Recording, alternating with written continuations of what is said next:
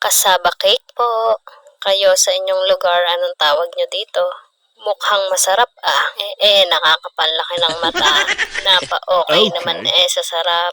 Speechless naman ang dalawa. Hala't magsimula na tayo mag-air-air na kamuting kahoy.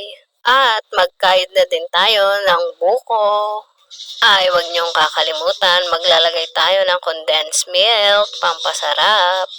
Kung nakukulangan naman sa tamis, pwedeng magdagdag ng asukal.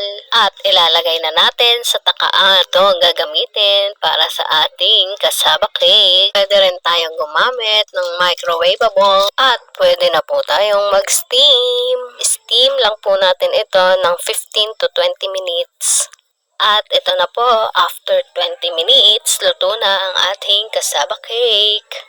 Ahunin muna natin at palamigin natin ang mga ito. Tatanggalin na natin ito sa takaan at lalagyan natin ng cheese. Paulit-ulit lang po ang proseso ng pag-i-steam. Kung makikita nyo, napakasarap ng ating kasaba cake. Lalo na kung matitikman nyo. I-try nyo na din sa inyong mga bahay.